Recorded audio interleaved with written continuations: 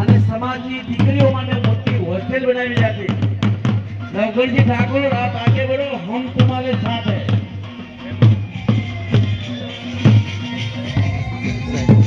आप ऊंचा करी थोड़ा बताओ जी हमने।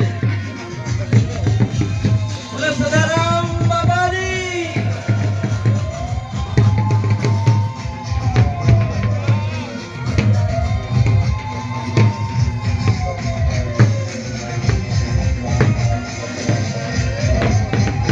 પેલા પાછળ જે મહેમાનો આવે છે ભાઈ જમવાનો ઘણો લાગે છે કે પાછળ ફટાફટ જમાડી દીધું।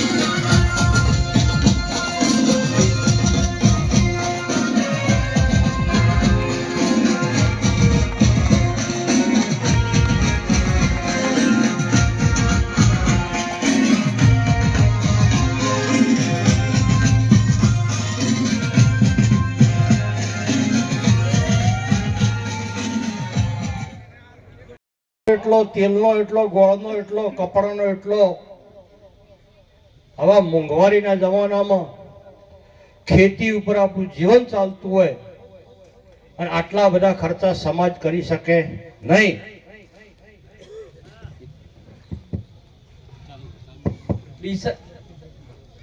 ડીસાથી આપણા ડોક્ટર સાહેબ છે ને અત્યારે હમણાં નવી જ હોસ્પિટલ ચાલુ કરી છે પ્રકાશજી અને બનાસ એક્સરે અને નંદાણી હોસ્પિટલના માલિક બંને આપણી સમાજના છે।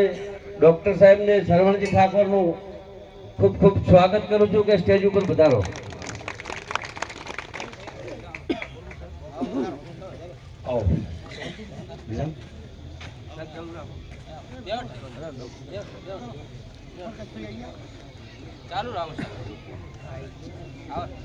એટલે મોંઘવારીના જમાનાની અંદર બંધારણ કરવું જરૂરી છે।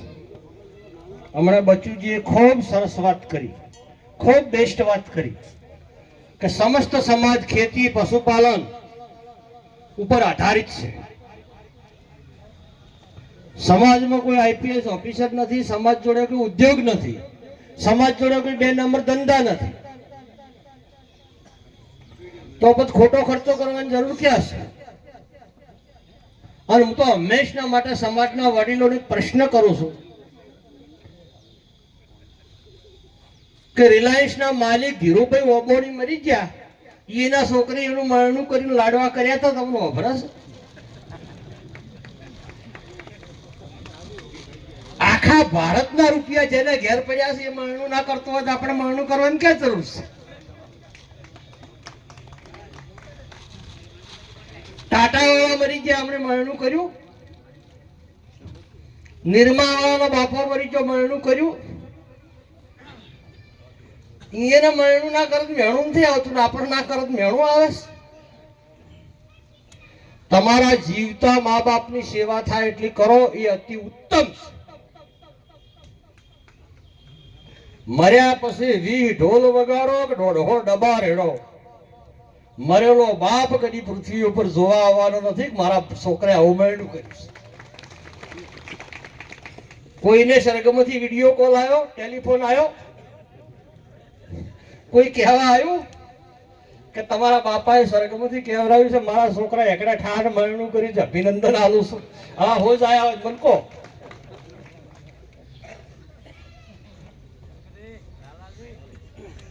સમગ્ર સમાજ રાજનીતિના સમય થાય, જેમ ખેતીનું વાવેતર ખેતીના સમય પ્રમાણે થતું હોય છે।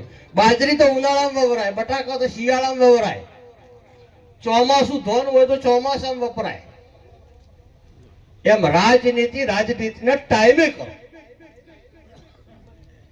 બાકીના 4.5 વર્ષ વધ્યા છે એ તમારી સમાજ, તમારા બાળક અને તમારી આવનાર ભાવિ પેઢીની ચિંતા કરો, તો જ સમાજનો વિકાસ થશે। ગઈકાલે સાંજે 7 વાગે કોઈને ટીવી જોયું હોય તો ગુજરાતમાં 14,500 પોલીસની ભરતી પડી છે. કેટલી? 14,500 ની. એ 14,500 ની ભરતીની અંદર 33% મહિલા અનામત છે. ઓછામાં ઓછી 5,000 દીકરીઓ એમાં આવવાની. એ 5,000 દીકરીઓની અંદર 500 મારા ઠાકોર સમાજની દીકરી ના આવે. આ ચિંતા કરવાની છે વર્તમાન સમય. 2029 થી પહેલા સમગ્ર ભારત દેશમાં પંચાયતથી પાર્લામેન્ટ ને ક્લાસ 1 થી ક્લાસ 4 સુધી 50% મહિલા અનામત દાખલ થવાની છે. તમે તમારી દીકરી નહીં ભણાવો તો 50% મહિલા અનામત શું કામમાં? એટલે વર્ષો પહેલા પાણી પહેલા પાલ બોધવી પડે. આજથી આખો સમાજ જાગૃત બને, શિક્ષિત બને અને આવનારી ભાવિ પેઢીનું તંદુરસ્ત નિર્માણ કરવા માટે વિકસિત ભારત હોય, વિકસિત ઠાકોર ના હોય, વિકસિત સમાજ ના હોય. એટલે સંપૂર્ણ ખોટા ખર્ચા બંધ કરો, સંપૂર્ણ. અને જે પરિવારની અંદર દીકરી ભણી ગણી નોકરી મેળવશે એનો પિયોર પક્ષ અને સાસરિયા પક્ષ આપોઆપ બે ઘર સુધરી જાય. અને બેન દીકરીને જે બાળકો ભવિષ્યમાં પેદા થાય એ પણ શિક્ષિત પેદા થશે અને 100% સમાજનો વિકાસ થશે. આગામી 10 વર્ષની અંદર આખા સમાજને વિકસિત સમાજ કરવો હોય, શિક્ષિત સમાજ કરવો હોય, સમૃદ્ધ સમાજ કરવો હોય તો એક જ રસ્તો છે શિક્ષણ. આ ડોક્ટર શ્રી બેઠા છે તો કે MBBS હોય, BMS હોય, MD હોય કે MS હોય, પેથોલોજી જે હોય તે એ ગવર્મેન્ટમાં નોકરી કરવા જાય તો કમસે કમ 75,000 ઉપર મહિને પગાર આવે.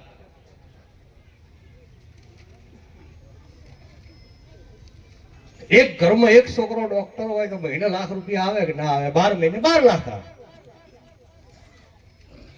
આ કામ કરવાનું.